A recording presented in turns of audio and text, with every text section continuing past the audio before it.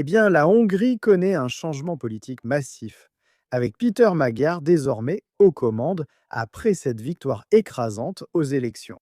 Mais l'ampleur de ce qu'il essaie de faire maintenant est vraiment énorme au vu des changements que connaît la Hongrie. Comme je l'ai déjà souligné auparavant, le gouvernement magyar, ce parti TISA qui a pris le contrôle, a en fait déclaré qu'il adopterait une position plus ferme, plus stricte sur l'immigration que Viktor Orban. Mais en ce qui concerne le changement politique sismique et la sortie ou les sorties que le Premier ministre hongrois Péter Magyar essaie de provoquer, eh bien, vous avez déjà vu cela.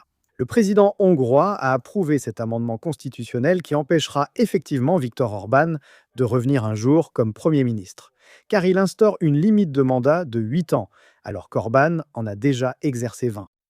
Mais en effet, le président lui-même promet maintenant de résister à l'agenda de Péter Magyar.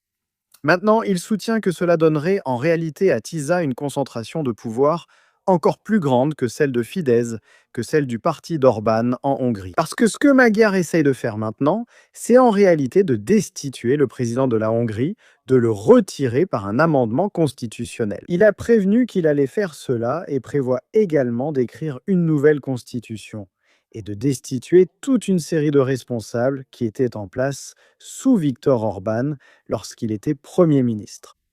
Et vous pouvez voir là qu'il annonce cela comme l'opération Feu purificateur, cherchant à destituer le président, à destituer le président de la Cour suprême du pays, à destituer les juges de la Cour constitutionnelle. Et il dit « Nous allons libérer notre pays de la mafia économique et politique.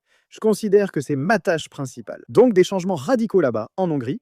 N'hésitez pas à me faire part de vos réflexions à ce sujet dans les commentaires ci-dessous. Merci de liker cette vidéo, un petit pouce en l'air, et bien sûr, comme toujours, merci de regarder.